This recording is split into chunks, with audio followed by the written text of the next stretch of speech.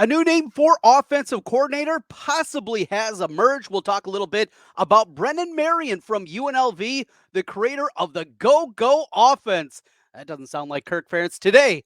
Locked on Hawkeye. You are Locked On Hawkeyes, your daily podcast on the Iowa Hawkeyes. Part of the Locked On Podcast Network, your team every day.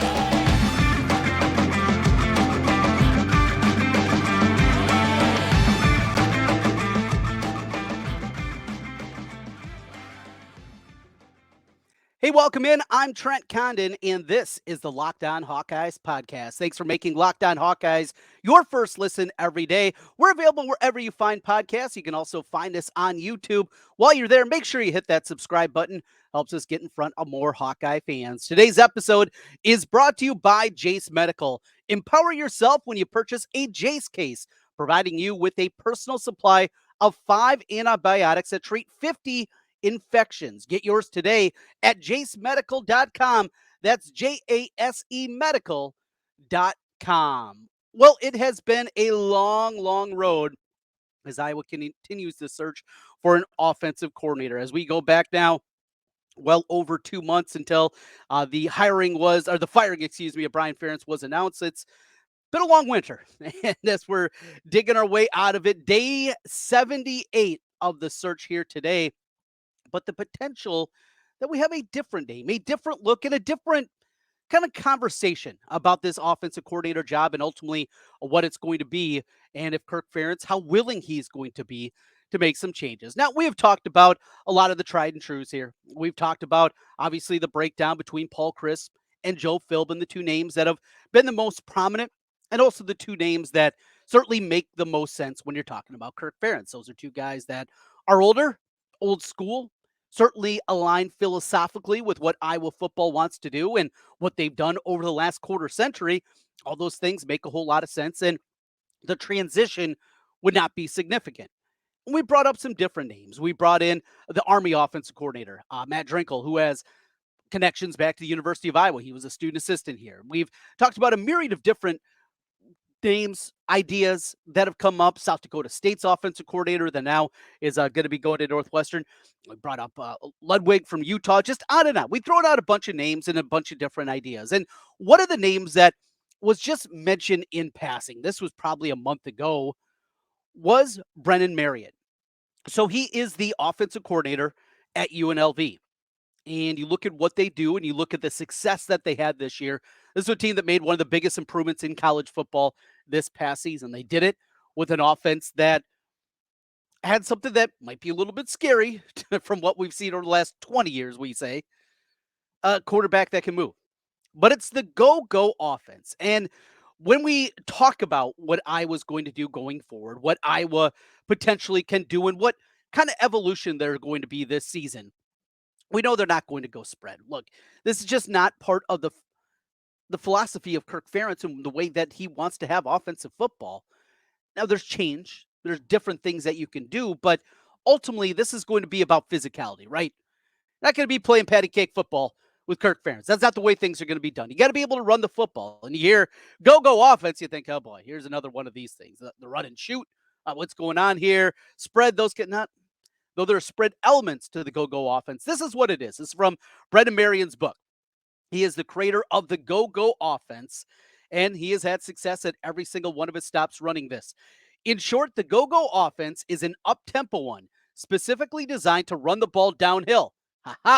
There's something. It's about tempo and spacing, using multiple formations to get favorable matchups to run the ball. Its main formation is aligning the quarterback in the shotgun with two backs on the same side of the quarterback. Now, again, this is a change from Kirk Ferentz as we know it. Marion also talks about the philosophy of the go offense. Marion begins with an explanation of the go offense here in the book and how it has evolved throughout the years, explaining the culture to fellow coaches and working to establish that each student athlete develop not only as football players and athletes, but as a team. You'll get several excellent tips from team building, accountability. These are things that sound like Kirk Ferentz. Now, we got a couple of things. Would Kirk Ferentz be willing to do something this dramatic? Because this would be dramatic. You're running out of shotgun. Though Iowa has shotgun plays, it's not to say they don't have shotgun plays, and they've run out of shotgun. It hasn't been very successful. That's been a problem. However, philosophically, does this mesh? Can this work? And this is when we've talked about change, this would be something that would make a whole lot of sense. Again, it seems like a stretch here. It seems like a stretch that philosophically they're going to go this crazy. The likelihood is it's going to be boring, stodgy. A lot of us will roll our eyes at whatever it's done. I am more of a proponent of Paul Chris as opposed to Joe Philbin. Both of those guys certainly have resumes. Both of those guys, but this is different. This is innovative. This is new. This is exciting. And exciting doesn't always work, but it is something different. You look at the background of Brennan Marion. He's been bounced around and building his way up for a long time. He was on the practice squad with the Dolphins, had all kinds of knee issues. He had one of the records for like yards per reception as a collegiate athlete when he played at Tulsa. But this is a guy that played wide receiver. So as a coach, here's what he's done recently as he's moved up the ranks. He was the offensive coordinator and quarterbacks coach at Howard, 2017 and 2018. Then moved to William & Mary for a season as OC. Went up to the FBS level, first with Hawaii in 2020, then to Pitt in 2021, Texas this past season, where he was the pass game coordinator and wide receiver coach with the Longhorns, and then, of course, this past season with UNLV as the offensive coordinator and the quarterbacks coach. He's got wide receiver coaching background, quarterback coaching background, offensive coordinator and calling plays. It sounds pretty good. Now, you might be asking yourself, Trent, this sounds wonderful. This is exciting. This is something different. However, this isn't real, right? I don't know if it's real, but there is a little bit more. Let's jump into this. Now, it's social media, and you got to be a little bit careful here. This comes from Inside Iowa on Twitter, GBSB of Iowa. Don't know the count, but saw the tweet. Rumor. Some Iowa players and Iowa parents have started following UNLV offensive coordinator quarterback coach Brennan Marion.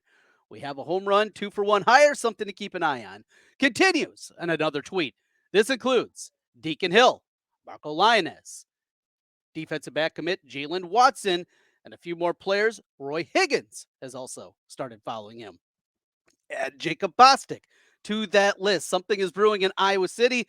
This doesn't happen for no reason. Again, those are tweets from Inside Iowa. There's something there. Now, is it offensive coordinator? We'll see. Is it wide receiver coach? Potentially. And you could say, well, why would you go after having a very successful season as an offensive coordinator from an OC back to being a wide receiver coach at Iowa? Well, the first thing is money. A year ago, he made about $300,000 as the OC. Kelton Copeland, recently fired, made nearly $500,000. $200,000 is nothing to sneeze at. Now, you can get by on $300,000 pretty well, but that's something too. It's an exception. And there are plenty of coaches out there. If you can get a system implemented and it is successful at a place like Iowa, you name it, the job is yours. A new name. Now, again, if I had to put my money out there who it's going to be, the betting favorite remains Paul Chris. Nothing that's happened here has swayed my opinion of that. But I'll tell you, I got a little bit excited. I certainly did. Speaking of getting excited, what a weekend it was for Hawkeye athletics, from the win on Friday night from the men's basketball team on the mat with the wrestling team. And of course, on Saturday night in Carver Hawkeye Arena as Iowa knocks off number 14 ranked Indiana and gets the win there. It was a great one, but it doesn't end. It continues. In fact, it continues today for both the wrestlers on the mat against Minnesota and for the basketball team, the men's team, as they take on the Gophers up in the barn. We'll talk a little bit about that. Plus, keep Caitlin Clark's name out your mouth. We'll talk about that as we continue. This is the Locked On Hawkeyes podcast. Today's episode of the Locked On Hawkeyes podcast is brought to you by Jase Medical. Look, at this time of year, you got a lot going on. It is cold and flu season. There's a ton happening across the world, and you want to be prepared. That's where Jace Medical comes in. I know you come here to escape, but some of the crazy realities are out there that we need to talk about. According to the FDA, pharmacies are running out of antibiotics like amoxicillin right in the middle of the worst flu season in over a decade. Incredibly scary. And I can't imagine a more helpless feeling than if my son or daughter got sick while a chain supply issue kept them from life-saving medication that they needed. Thankfully, will be okay because of Jase Medical. The Jase case is a pack of 5 different antibiotics to treat a long list of bacterial illnesses, including UTIs, respiratory infections, skin infections, among others. This stuff, it could happen to any of us. So visit JaceMedical.com and complete your physician encounter. It will be reviewed by a board certified physician, and your medications will be dispensed by a licensed pharmacy at a fraction of the regular cost. It's never been more important to be prepared than today. Go to JaceMedical.com and use offer code Locked On to get $20 off your order. Again, that is Jase Medical, JASE Medical.com, and use the promo code Locked On to get $20 off your order. Trent Condon back with you once again on the Locked On Hawkeyes podcast. As always, thanks for making Locked On Hawkeyes your first listen every day. So the men's basketball team back on the hardwood, and they've got me excited here over the last couple of games. Now, we got to start with this. They were 2 home wins. And if you're going to be a good team, if you're going to be a tournament team, you got to serve you have to serve court at home. I mean, you can't afford to lose the games like they lost earlier this season to Michigan. So you did what you're supposed to. And it was fun on Friday night. Dominating performance, running past Nebraska after the Huskers got back in the game, pulling away again. The great early start in that game as they're up 17-2 and then pull away late in the game. So many different ways that you can go with Tony Perkins and what he did. Peyton Sanford knocking down shots from the outside. The continued domination of Owen Freeman. Patrick McCaffery coming back and playing well. Even Ben Krikke stepping out and knocking down a couple of 3-pointers. And, of course, the play of Josh Dix off the bench. I mean, all 6 of those guys really helped out. And when I was playing that way, when you have 6 different players that are helping out, I mean, that's going to go a long way for this team potentially to get back in it. But it doesn't end there. So you go to Minnesota. Hawkeyes right now are favored by a point at Ken Pomeroy. That is the analytics site that I mentioned a lot here. They are a 1-point favorite in that game. When you look at the sports book, when you take a look at a place like FanDuel, Iowa right now is a 2.5-point underdog. So this is a 5 o'clock tip-off coming up here this evening. 160 is the total in the game over at FanDuel right now. It's on the road, and that has not been something that's gone very well for Iowa at this point in time. In true road games this season, there have been 4 true road games. They have given up in those games 92, 87, 90, and 83. All against good teams. Creighton, Purdue, Iowa State, and Wisconsin. But 2 of those teams certainly don't play at a high pace. 2 of those teams, when you talk about Iowa State, Wisconsin, are 2 of the slower teams you're going to find in major college basketball, and both those teams playing with a little bit more pace this year. That's a concern. Got to get stops out here. And we don't need a redux of Charles Buggs out there knocking down 3-pointers and doing that kind of thing. The matchup, there's a chance here. And you get this one, I think we can start dreaming a little bit. Yes, Purdue is waiting in the wings on Saturday. And we know the likelihood, even in Carver, how that thing's going to go Saturday. I was probably going to get run out of the gym. But then after that, it's Maryland at home. Winnable game. Iowa projected to win that one by 6. At Michigan, a little revenge. A 1-point projection in that game. Going to be a toss-up. Another 1-point game against Indiana. They come home for Ohio State, projected to win by 2.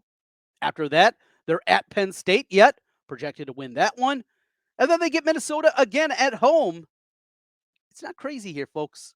They go on a run. Now, after that, it gets much more difficult, but there is a chance. But it has to start tonight. It has to continue. We talked about this going into the Rutgers game. It wasn't a must-win, but it kind of felt like a must-win. Same thing on Friday night. It wasn't a must-win, but it kind of felt like a must-win. And we go to the same spot here. It's not a must-win. I mean, it's not a must-win really until you get to the Big Ten tournament, right? And if you're on the outside looking in, that's when it becomes a must-win situation. However, in terms of building a resume, getting yourself in a spot where we can start to have the conversation, because we're still not there. I know if you look deep on the bubble watch list that Iowa is showing up, I mean, that still means that they're like in the 80s in terms of the 60-18 bracket, something like that. I mean, there's still a long ways to go for them to get up there. Again, there is a chance.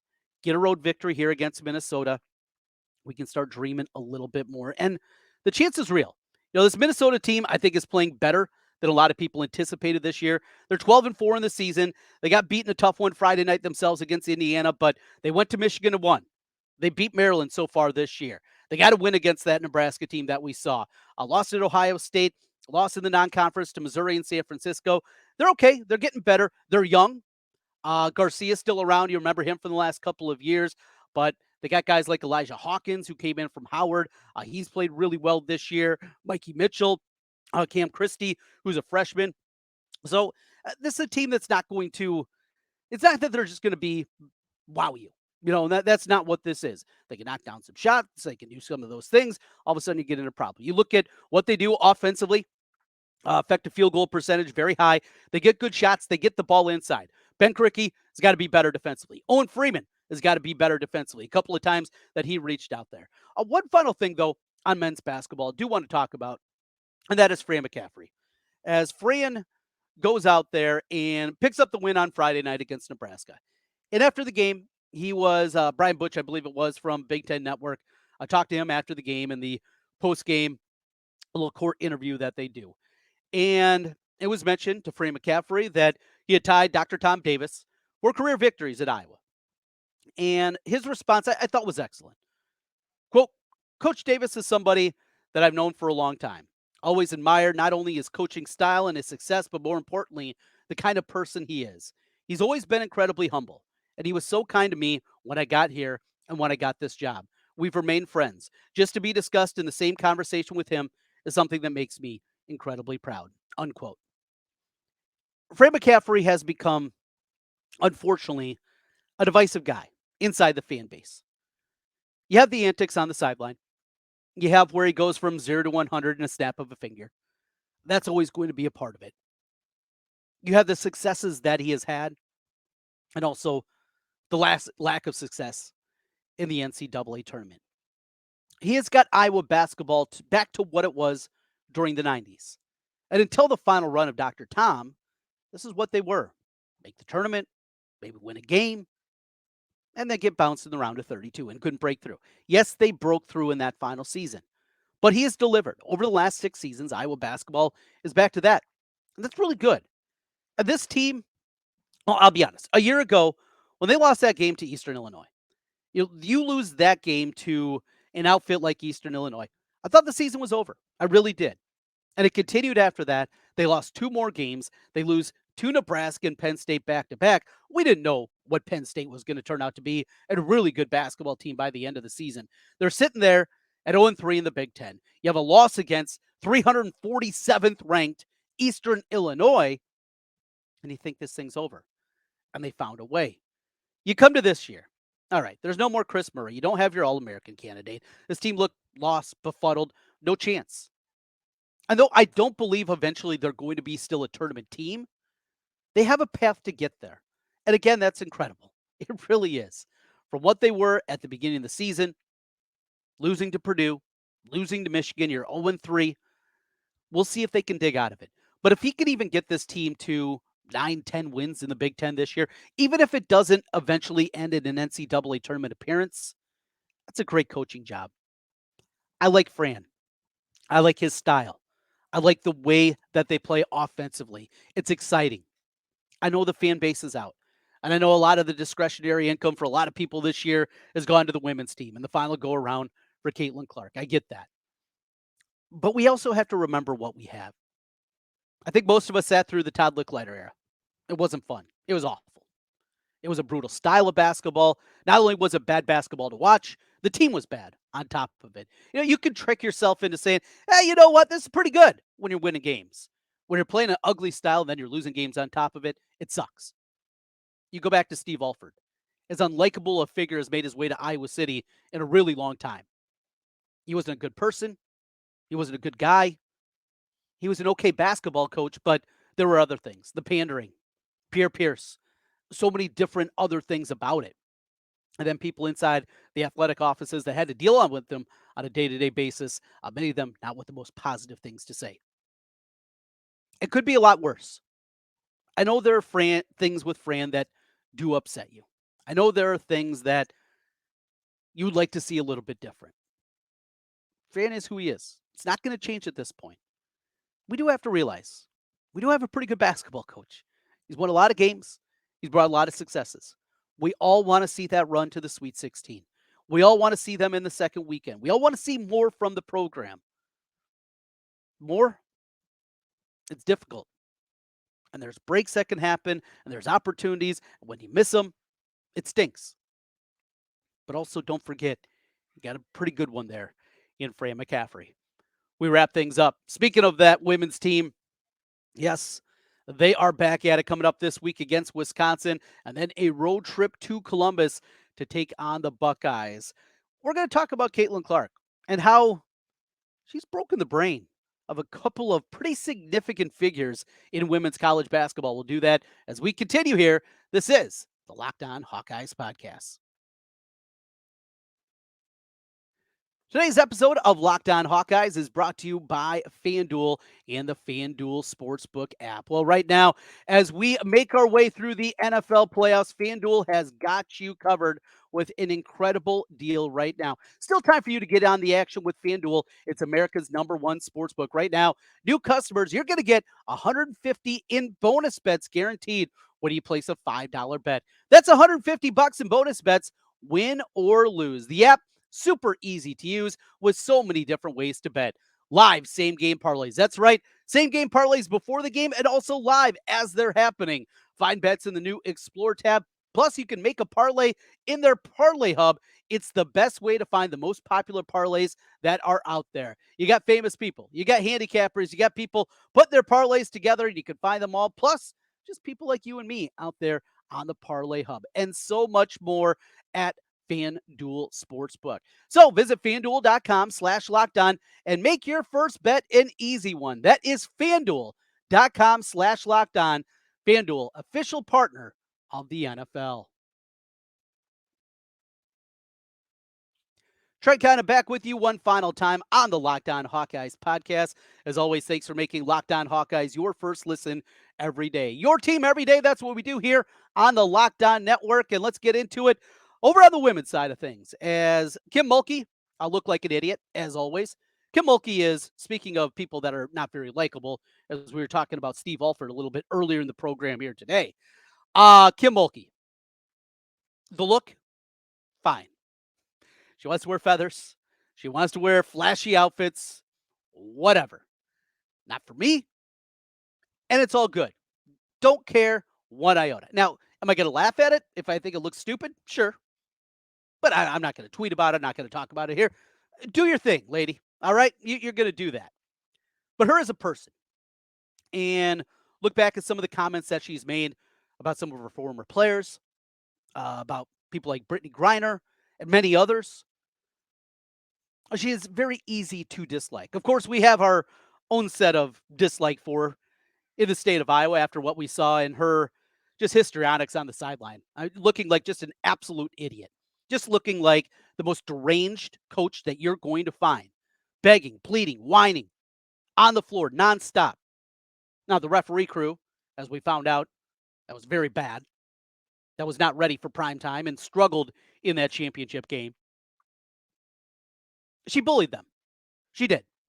She got the calls and the bogus technical against Caitlin in that championship game.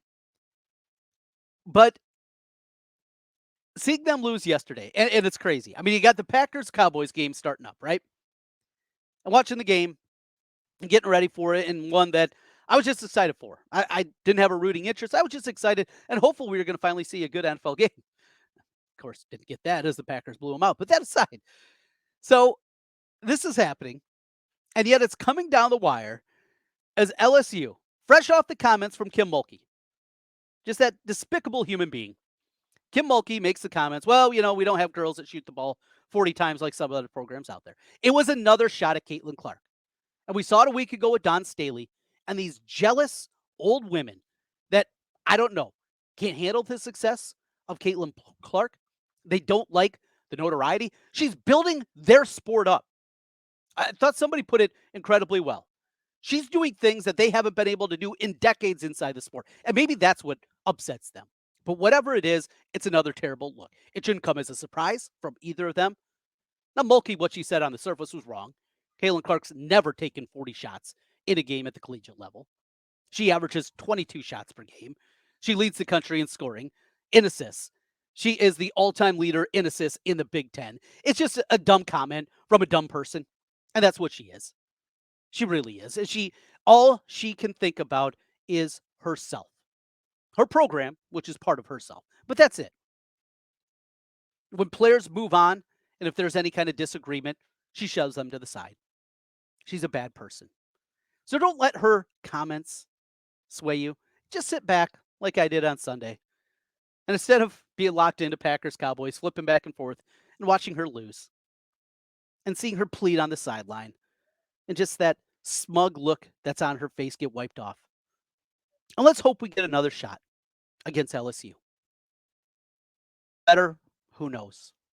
LSU's got a lot of talent. And when that talent's playing at the best level, they're going to be tough for anybody to beat. But they haven't been at that level all season long. And I know I'm not alone. For me, it's not Angel Reese. She's a young lady that was doing her thing, excited to win a championship. It's Kim Mulkey. That's who I want to beat.